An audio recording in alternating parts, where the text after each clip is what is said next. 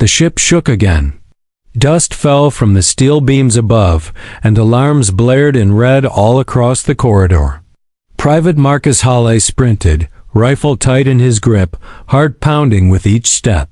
He didn't expect this mission to turn into a war. He was sent to the border planet Una 9 as part of a peacekeeping mission. At least, that's what the Earth Council had promised. Help with trade, share tech, make friends. But everything had gone wrong in just 2 days. The Unarans, strange, tall alien beings with smooth skin and telepathic minds, had attacked. No warning, no reason. Just sudden screams, fire, and confusion.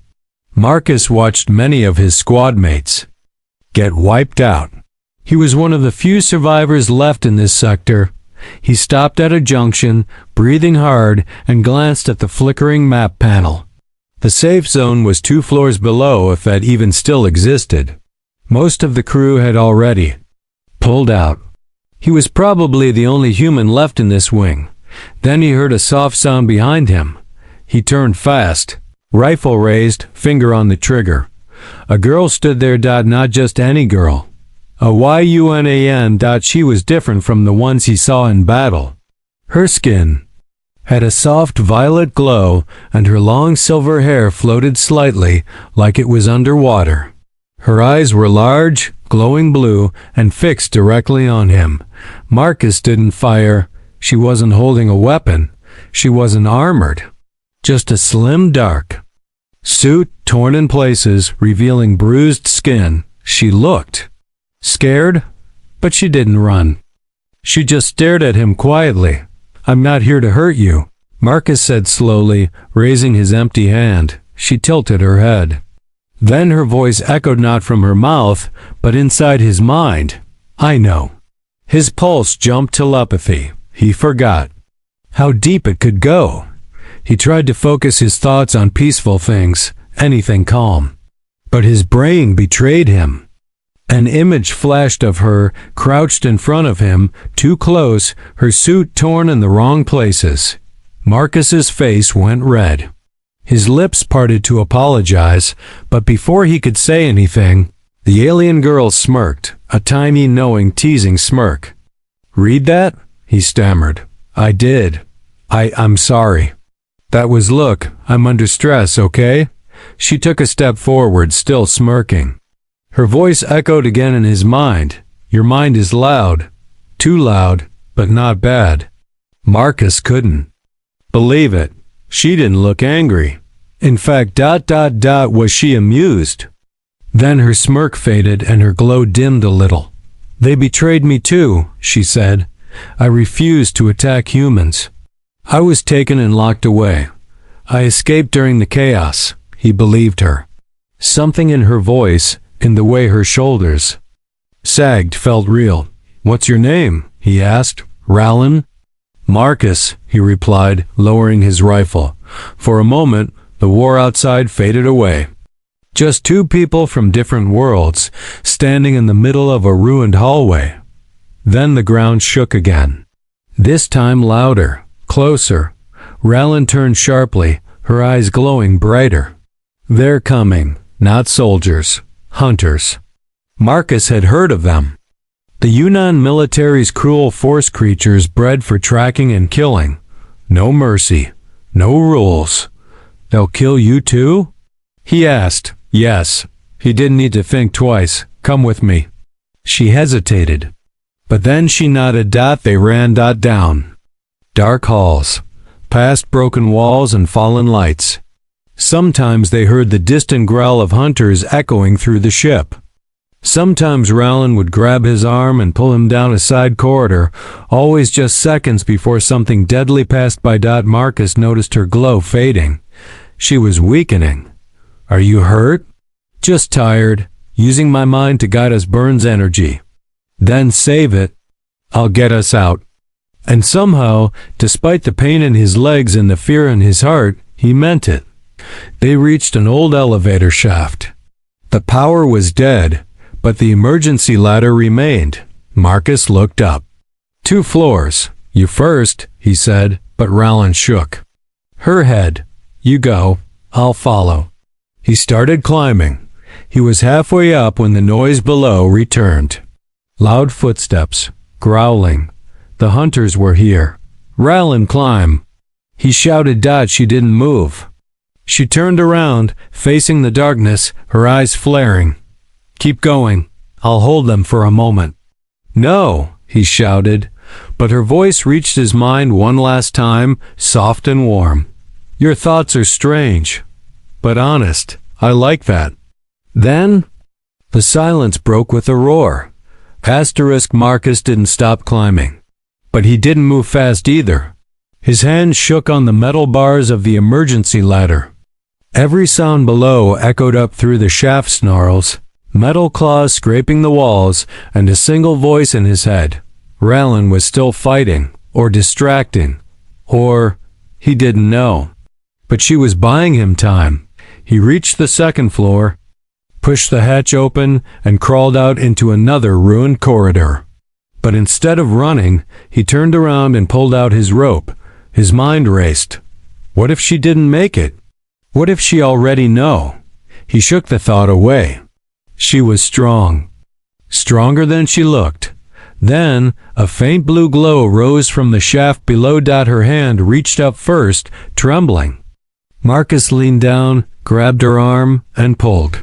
She collapsed on the floor beside him, breathing fast. Her eyes dimmed, her lips pale.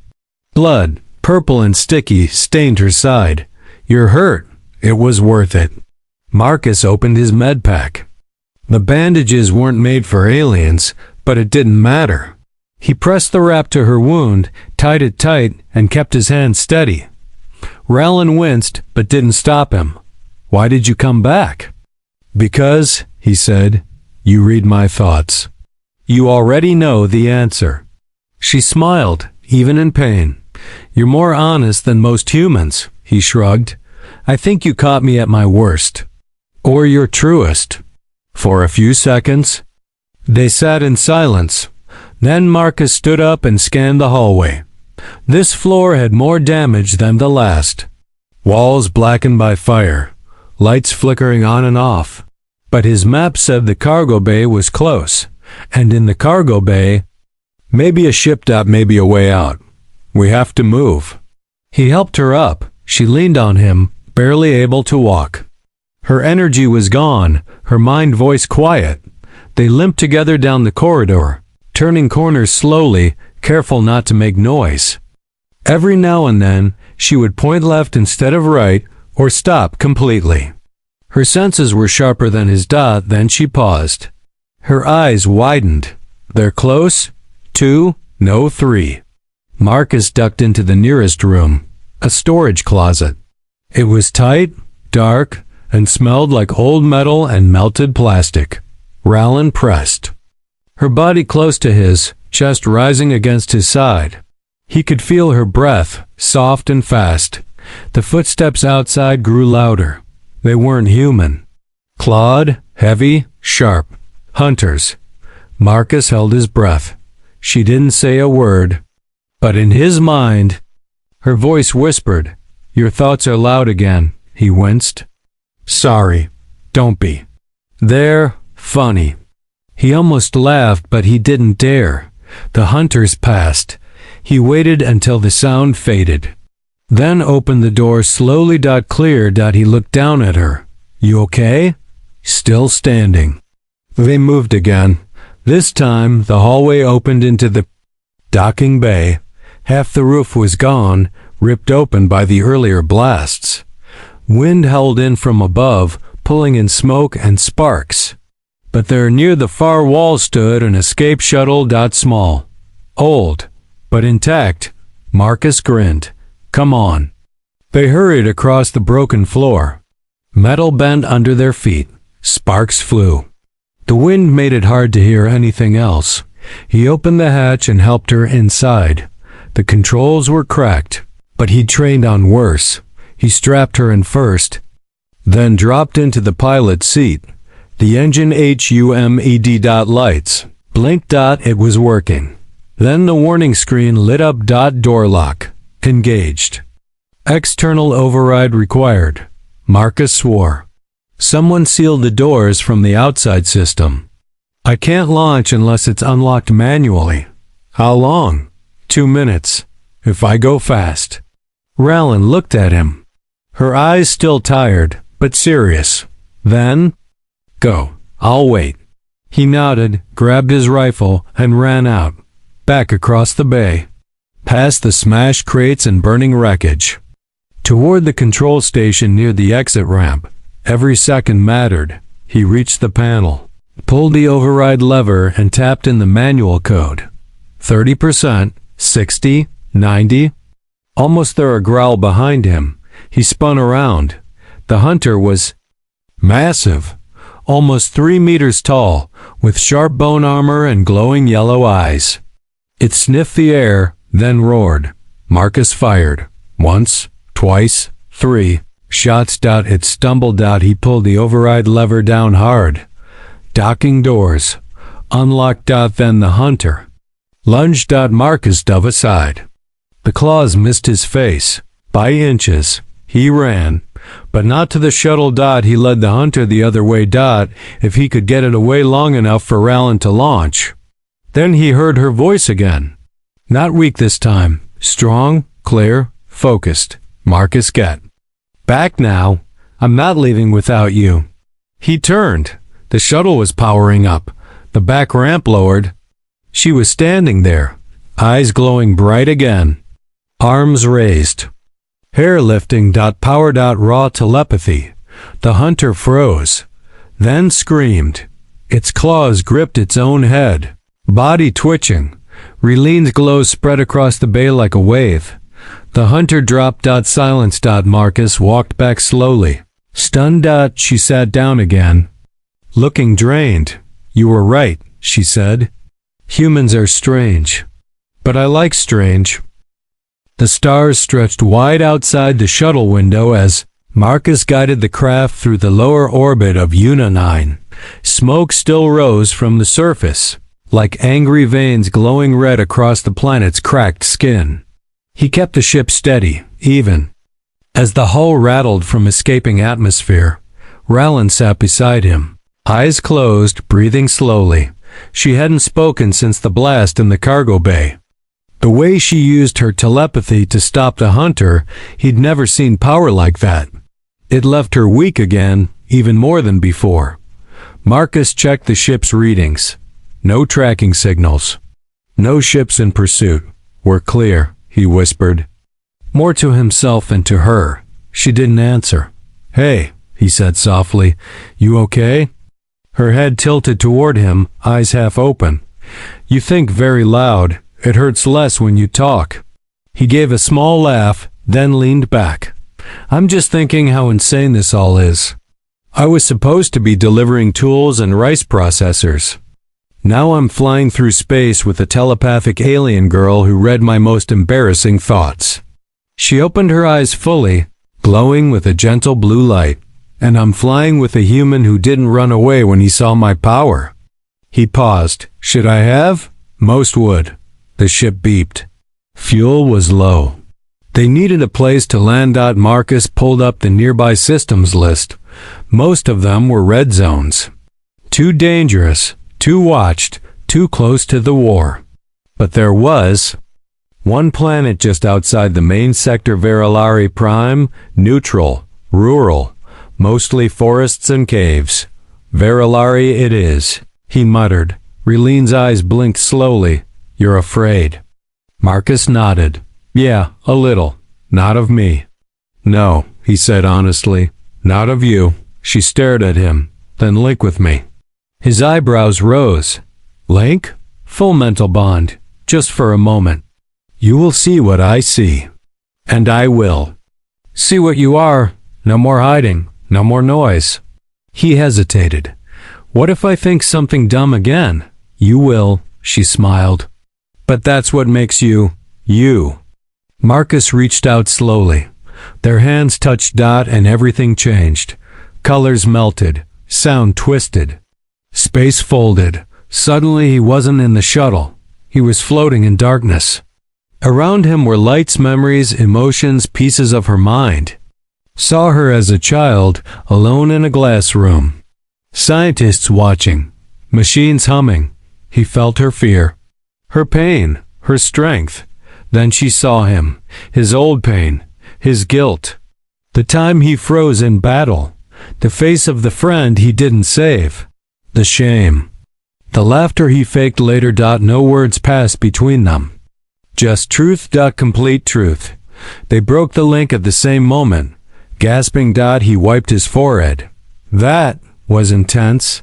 She nodded slowly. You carry more sorrow than you show. So do you. A long silence. Then quietly she said, Trust you now. He looked at her. You didn't before? I wanted to. Now I do. The shuttle beeped again. They were approaching Verilari. Marcus leaned forward. Okay, we'll land in the forest edge. Find somewhere hidden. Rowland pressed her hand against her temple. Something's wrong, he frowned. What is it? Someone followed us. Marcus cursed and slammed the controls. But I checked. It wasn't a ship. It was a mind. One of the old ones. They locked onto me during the link. He understood the danger now. Someone in the Yunnan command felt her energy and followed. The echo. Mental coordinates. They'll come for you. And you. Marcus nodded. Then we'll be ready. They landed just as the first clouds turned gold above the tree line. Forests stretched far in every direction. Verilari was quiet, green, and full of mist. They moved quickly, taking a small pack of supplies from the shuttle. Marcus covered the craft with branches and camo netting, while Rowland carved runes into the dirt, something to block scanners. They found a cave near the water's edge and set up a small fire. That night, under strange stars, they sat close. Marcus couldn't sleep. His thoughts drifted about war, about survival, and inevitably, about her. He tried to hide it, but her smirk told him she caught it. I really need to work on quiet thinking, he muttered. She leaned against him just a little. I don't mind. Your thoughts are strange, but kind. And sometimes, she paused. What? Sometimes amusing, he laughed. Well, you're the first alien to ever say that to me. Her glow softened, but then the wind changed. The trees shifted. Unnaturally. A sudden cold swept through the cave entrance. She stiffened. They found us. Marcus picked up his rifle. Then we fight. A cold wind creeping through the cave entrance wasn't natural. Marcus knew that instantly. The air was too still, too sharp. It pressed against his skin like invisible fingers.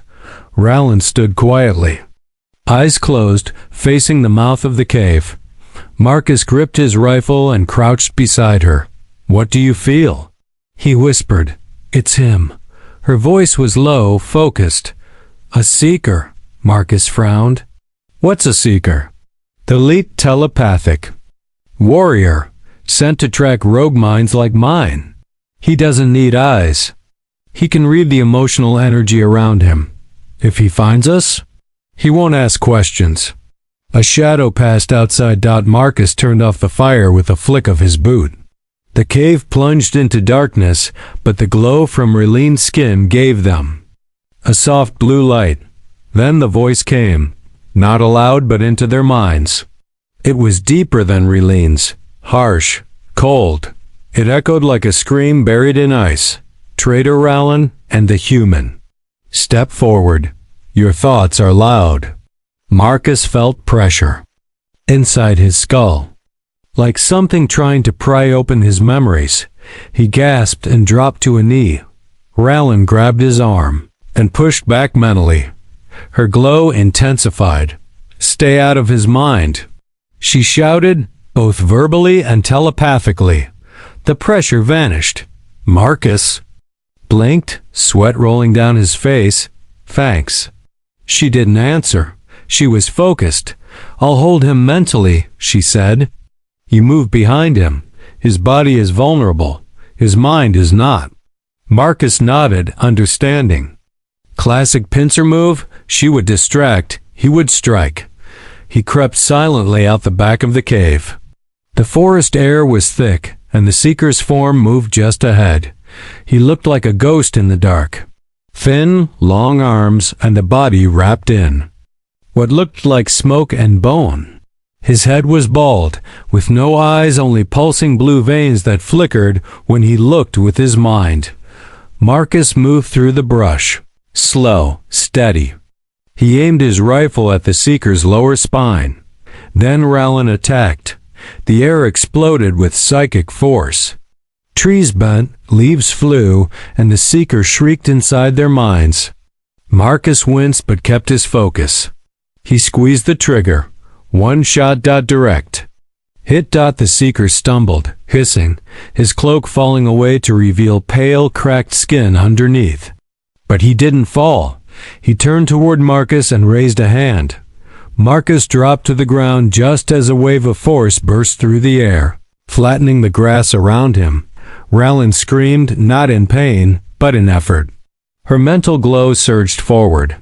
Like a wall slamming into the seeker, the two powers collided. Marcus felt the ground tremble beneath him. Trees cracked and toppled. Birds fled into the sky. He crawled forward, closer. The seeker's body began to burn, not with flame, but with overcharged mental energy. It was like watching glass crack from the inside. You chose the human? The seeker hissed.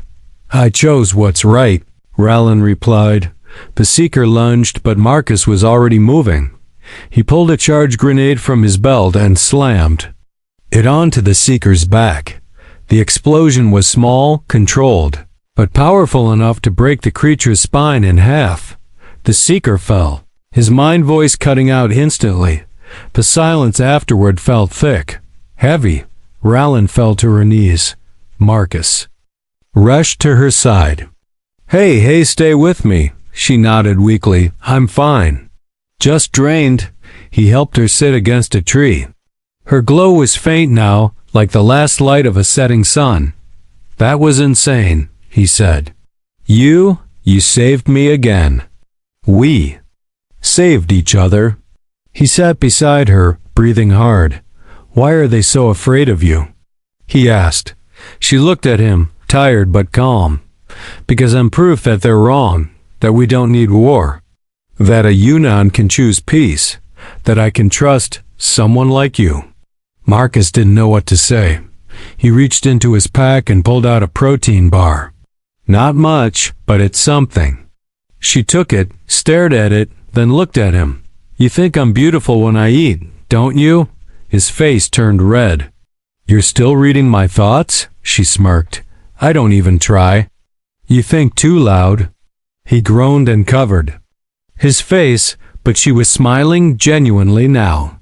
Even in exhaustion, she found something warm between them. Then a spark lit behind her eyes. They'll send more. I know. Then we need to reach someone who can help.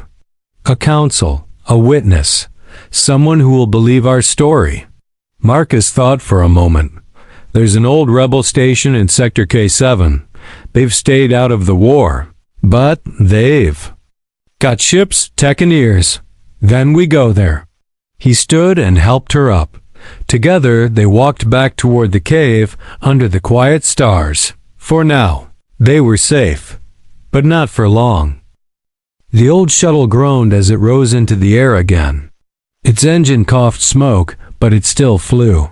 Marcus kept one hand on the controls, the other near the emergency power switch just in case. The ship wasn't meant for long trips especially. Not outside secure zones. Rallin sat beside him, eyes closed, head resting lightly against the wall. She had slept for almost an hour. Her skin still glowed softly, but it was dimmer than before. The last fight had drained her too deeply. Marcus looked over at her. We'll reach the rebel outpost in 3 hours. Think you'll be ready to talk when we get there? She didn't open her eyes. I'll be ready, but they might not believe us. They'll believe me, Marcus said. I've got proof on my data log, footage, And if not, then I'll make them believe." She smiled faintly. "You believe in strange things, human?" "I believed in you," he said. She turned to look at him, finally opening her eyes. Their soft glow met his. That was the strangest of all. They flew in silence after that. Time passed slowly, marked only by the hum of the engine and the stars drifting past. Then the warning light blinked red. Marcus cursed under his breath. Proximity sensor. Something's out there. He pulled the ship to the side and activated the external cameras. One large object appeared behind them, then two more, 3 ships. Not large, but fast. Pirates. "Perfect," Marcus muttered. "Just what we needed." Rowland stood, grabbing the side rail to keep steady. "They're scanning us." "Looking for?" "Heat and weapons." Marcus adjusted the engine settings. "This ship has one thing left, a decoy pod. I could fire it and take us into the asteroid field nearby. They'll follow the real signal, not the decoy. I can reroute our signal, but I need time." She placed her hand on the wall. "I'll distract them. Rowland, just long enough." Her glow began to pulse, slow and steady. Then, brighter. Then stronger. Marcus had seen her use her power before, but never like this. The air inside the shuttle seemed to ripple. Lights flickered. The control board blinked and whined. She reached into space with her mind, stretching her presence. Like a net, the pirate ships jerked suddenly on the screen. One turned completely and flew the wrong direction. Another started to spin in circles. The last one paused, its lights flickering as if its pilot was confused. "I rerouted the signal," Marcus said quickly. Decoy fired. The small pod launched from the back of the shuttle, giving off a strong heat signature. The pirates took the bait. All 3 ships turned away. Rowland collapsed. Marcus caught her before she hit the floor. Her breathing was shallow, but steady. He guided the ship out of the asteroid field and toward a blue planet ahead. K-7. The rebel station hung in orbit above it, an old, rusting ring station, still alive with flickering lights. It wasn't official. It wasn't fancy. But it was safe for now. Marcus hailed them. "This is Survivor Marcus Hawley of Earth Forces. I'm carrying a Yunnan defector with vital information. We need to dock." A pause. Then a scratchy voice replied, "Send your ID. You have 10 minutes. Dock at Bay 3. He landed the shuttle gently. Inside the bay, figures moved. Armed rebels, armored but relaxed. Not Earth soldiers. Not Yunnan. Just independents. He carried Rowland on his back as the ship's door opened. Woman approached. Tall, human, cold eyes. She looked at Rowland, then at Marcus. "Explain fast." Marcus showed her the footage of the Seeker, of the mental battle, of the ruined cargo bay. Then he showed her Relim's weakened condition. "She refused to fight. She helped me survive. She saved my life twice." The woman stared hard. Then, finally, gave a small nod. "We'll take her to medbay." 2 medtechs lifted Rowland carefully and took her away. Marcus started to follow, but the woman stopped him. "You're the first human to bring in a Yunnan telepath alive, and willingly. You've made enemies.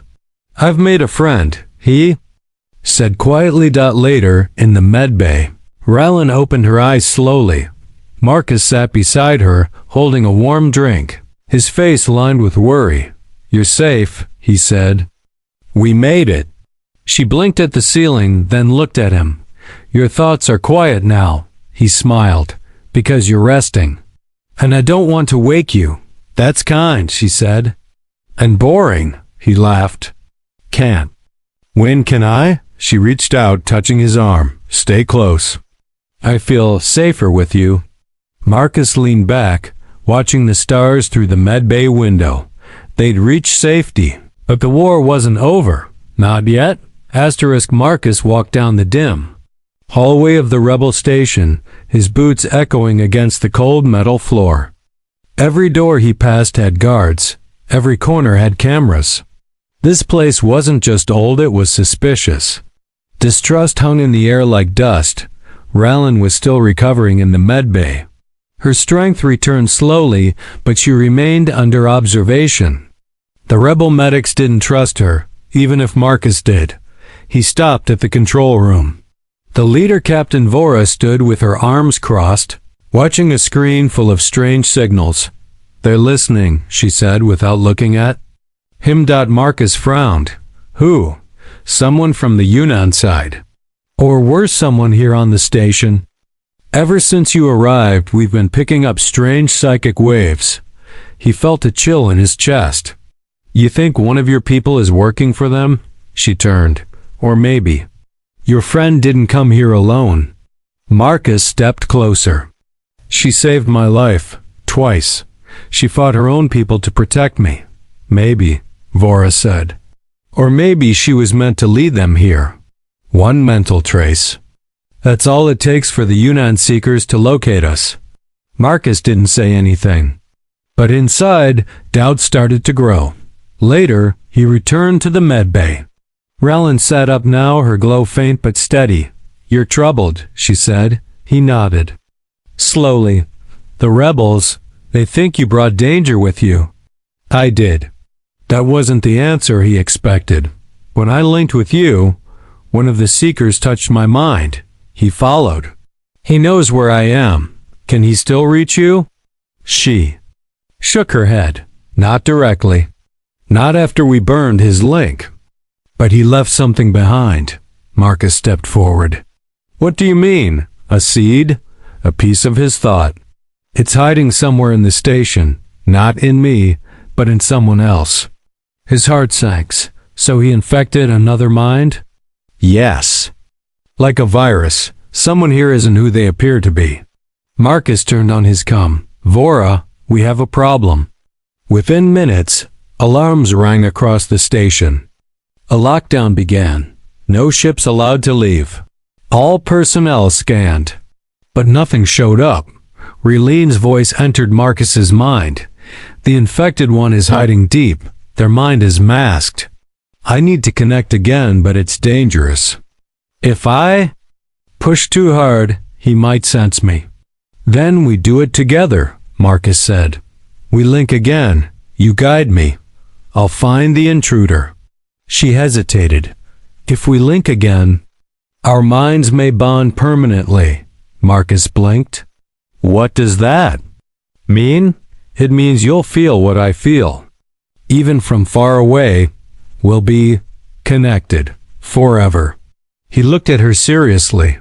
"I already think about you all the time. Might as well make it official." She smiled. "You still think too loud." They placed their hands together. The link opened. Marcus's body froze, but his mind soared. He flew through thoughts, memories, feelings. Hers and his, blending, shifting. Then deeper into the station itself, he saw the minds of dozens of people. Fear, anger, hunger, sadness. Then one hidden, silent, cold, not feeling anything. Just waiting. He locked onto it. There. He shouted aloud. Rallyn gasped and broke. The link. Her body trembled, but her finger pointed. Storage deck 9. Behind the power core. Marcus ran down the hall. Past the stunned guards. To the lower level. He arrived just in time to see a figure loading a data drive into a small smuggler's drone. It was one of the rebel engineers. Marcus raised his weapon. "Don't move." The man turned and his eyes flashed blue. Not human. The Seeker was wearing him like a suit. "Too late," the Seeker said, using the engineer's voice. "The location is sent. My kind will come." Rallyn appeared behind. Marcus, weak but glowing. "Not if we stop it now." She raised her hand. The Seeker screamed, not with voice, but with mind. The engineer's body shook violently, then collapsed. Marcus ran forward and grabbed the drone. Too late. It launched through a chute straight toward the open vacuum port. He aimed, fired. The drone exploded in a ball of sparks. Did it transmit? He asked. Rallin stared at the smoke. I don't know. We might have stopped it, or they might already be on their way. Vora arrived with her guards, guns raised. Marcus stood between them and Rallin. She found the traitor. She saved your station. Vora looked at Rallin, then finally lowered her weapon. We believe you, for now.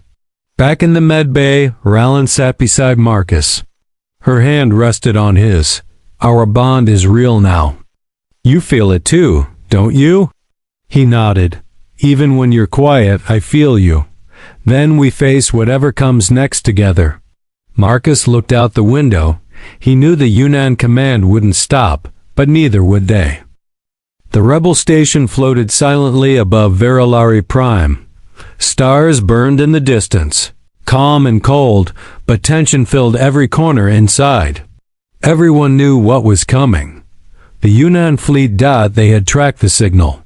The psychic hunter was destroyed, but his final effort had worked. The Yunnan command was sending a full strike force. 30 ships, fully armed. Less than 6 hours away. Marcus stood in the main control room beside Captain Vora, watching the countdown screen. Rebels moved around them, preparing weapons, sending warnings, running checks. This place won't hold against a full attack, Marcus said. Vora nodded. We know. That's why we're not staying. He turned. You're evacuating? Some of us, she said. A few will stay to delay them. Just enough time for the rest to scatter. Marcus stepped back. You can't hold them with just a few fighters. No, she said. We're not trying to win. We're trying to give someone else a chance. He knew who she meant. Ralen. She was the reason the Yunnan were coming. But she was also the only one who could stop them from inside, back in the med bay.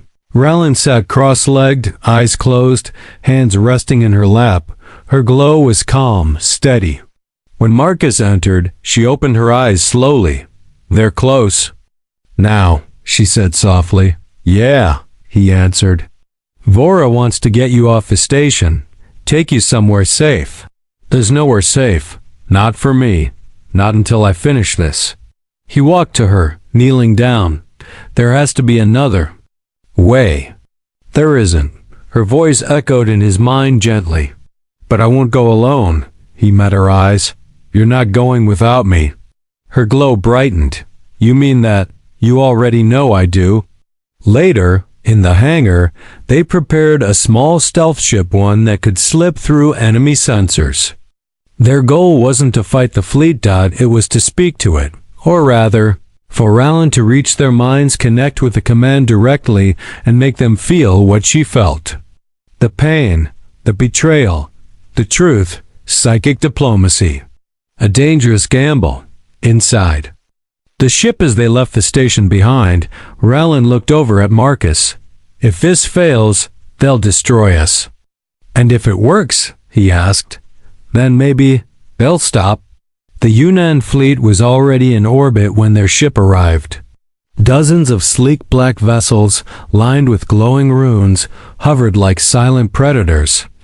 They slipped past the outer defense line, thanks to the ship's cloaking system. But once they passed through the inner perimeter, alarms lit up. They were detected. Missiles locked on. Marcus shouted, "This is it." Ralen raised both hands. Her glow became a blinding light. Then silence. Missiles froze in space. Ship stopped moving. All at once, thousands of Yunnan minds felt her. She wasn't attacking. She wasn't fighting. She was sharing. Her childhood. The pain of their training. The forced obedience. The way she saw Marcus, his warmth, his honesty, his loyalty. The way he never ran from her. Then she showed them something else. The truth. She wasn't a weapon. She was proof. Proof that Yunnan and human didn't have to fear each other. Marcus sat still. eyes closed, letting her use his memories too. The battle, the cave, the escape. Her smile when she read his thoughts. The kindness she never expected. From a human dot, it poured through space like waves of light, and the fleet stopped out. The flagship opened a channel. A single voice spoke. "We hear you." No weapons fired. No more missiles launched. The fleet slowly turned and left. Back at the rebel station, cheers erupted. Vora watched in stunned silence as the radar showed the impossible total retreat. Later, as the stealth ship returned, Marcus and Rowland stepped onto the deck together. Rebels saluted. Some stared in awe. Captain Vora approached. "You actually did it." Marcus grinned. "She did it." Vora looked at Rowland. "Do they still want you dead?" "Maybe," Rowland answered. "But now they also want to listen." That night, Marcus and Rowland stood by the observation window. The stars looked different now. Not dangerous. Hopeful. "Do you still hear my thoughts?" Marcus asked with a small smile. "I do. Even the embarrassing ones? Especially those," he sighed. "You going to tease me forever?" "Maybe." She stepped closer. "But I'll do it beside you." He reached for her hand. She didn't pull away. Together they stood in silence. No more running. No more hiding. Only each other and whatever came next.